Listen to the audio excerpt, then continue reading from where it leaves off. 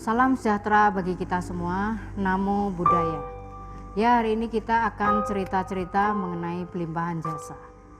Selama ini banyak sekali sebuah tradisi ataupun mitos-mitos mengenai pelimpahan jasa. Salah satunya adalah misalnya sedang ada kerabat yang meninggal, maka ketika melakukan pelimpahan jasa terhadap para biku dan sebagainya, mengundang para biku atau anggota sangga, rata-rata mereka akan melakukan berdana jubah. Seolah-olah hanya dana jubah ini yang memang wajib diberikan kepada para anggota sangga. Padahal sesungguhnya tidak demikian. Pelimpahan jasa itu sebenarnya apapun yang Anda danakan, jasa kebajikannya itu bisa dilimpahkan kepada mendiang. Jadi Anda tidak perlu khawatir ketika Anda mungkin jubah terasa mahal bagi beberapa orang. Apapun yang Anda danakan, meskipun hanya air putih dan sebagainya, itu nggak ada masalah. Ataupun mungkin amisa puja seperti bunga, dupa, dan lilin. Nah, saya akan memberi sebuah cerita mengenai ini, karena supaya memperjelas bahwa mitos mengenai ketika ada orang meninggal harus berdana jubah ini terpatahkan. Ini terjadi tahun 2011 ya, ada umat yang mamanya meninggal.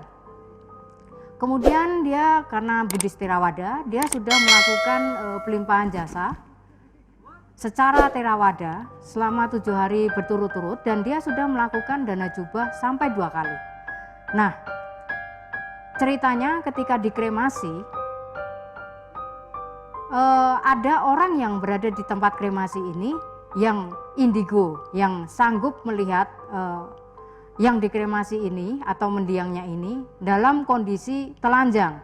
Jadi konon ceritanya mendiang ini memperlihatkan diri kepada ini yang jaga kremasi ini bahwa dia dalam kondisi telanjang, dan akhirnya diberitahukan kepada keluarganya, dan keluarganya sangat kaget karena dia merasa bahwa dia sudah dana jubah sampai 2 kali dan sudah melakukan pelimpahan jasa selama 7 hari berturut-turut secara Theravada. Nah, akhirnya kemudian saya dihubungi waktu itu dan mereka bertanya mengenai pelimpahan jasa ini. Akhirnya waktu itu sedikit ada pembicaraan dengan saya. Mereka meminta saya sebenarnya untuk melakukan pelimpahan jasa juga 7 hari berturut-turut, tapi saya menolak. Saya mengatakan maksimal 3 hari tidak ada masalah. Dan waktu itu saya baru-barunya ditahbiskan menjadi seorang samana, masih sekitar 2 atau 3 bulan, sehingga jubah saya masih banyak dan masih baru. Saya merasa tidak membutuhkan jubah waktu itu, tapi mereka waktu itu merasa bahwa biasanya harus berdana jubah, apalagi mendiangnya ini kan menjadi peta telanjang, sehingga mereka merasa wajib memberikan jubah.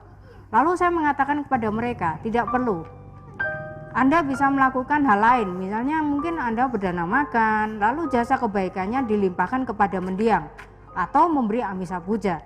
Akhirnya setelah melalui pembicaraan ya, akhirnya disepakati bahwa mereka akan berdana makan 3 hari berturut-turut di rumah mendiang ini, dan setelah dana makan mereka akan melakukan pelimpahan jasa dan hanya berdana amisa puja, hio, dupa, dan lilin.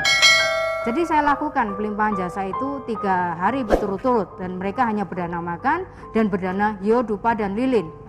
Jadi setelah 3 hari ya, mereka sempat bertanya kepada saya, bagaimana mendiangnya ini sudah pindah alam atau belum.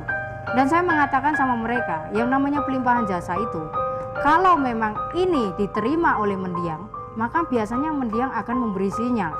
Misalnya begini, mendiang akan datang melalui mimpi dalam kondisi yang lebih baik, dalam wujud yang lebih mudah, dan sebagainya.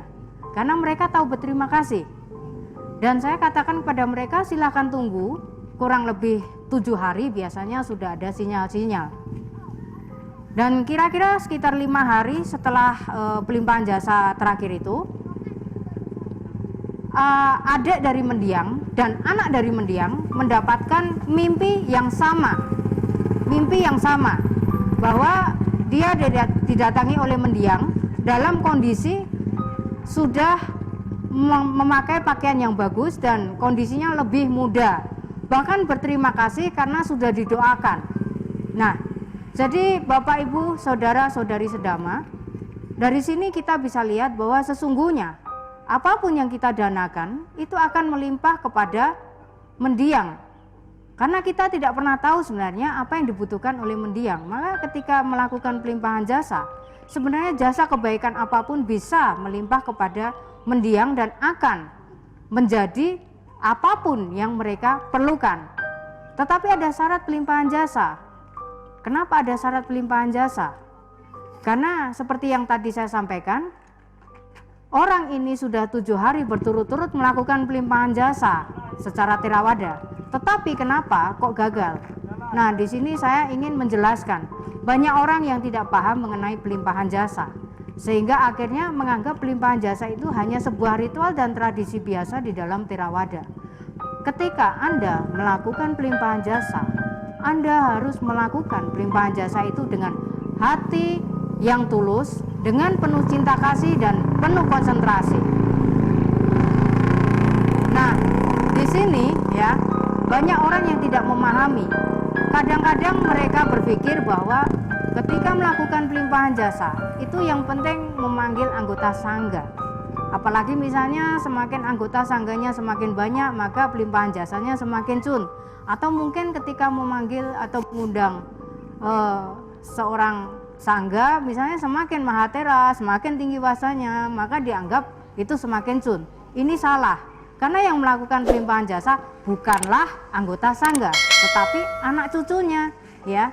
Jadi Anda harus pahami, ketika melakukan pelimpahan jasa itu, Anda harus melakukan dengan penuh ketulusan, cinta kasih, dan konsentrasi.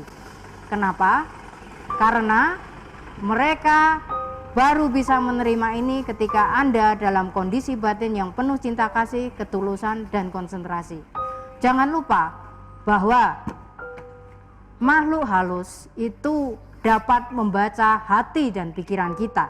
Coba Anda bayangkan, ketika Anda meninggal dan Anda sedang jadi arwah gentayangan, lalu anak cucu Anda ini melakukan pelimpahan jasa, tetapi pelimpahan jasa ini hanya sekedar upacara dan tradisi, sedangkan hatinya tidak terfokus kepada Anda. Apakah Anda ikut berbahagia? Tentu tidak. Oleh sebab itu, ketika Anda melakukan hanya sekenanya, maka pelimpahan jasa ini tidak akan pernah melimpah, ya. Jadi poinnya untuk melakukan pelimpahan jasa adalah dengan cinta kasih, ketulusan, dan konsentrasi. Apapun jenis dana yang Anda danakan itu akan melimpah kepada mendiang, dan mendiang akan menerima sesuai karma mereka masing-masing. Bukan besar kecilnya dana yang diberikan, tetapi juga bergantung kepada buah karma baik yang harus mendiang terima. Baiklah, semoga apa yang saya sampaikan ini dapat bermanfaat. Semoga semua makhluk bebas dari penderitaan dan hidup berbahagia.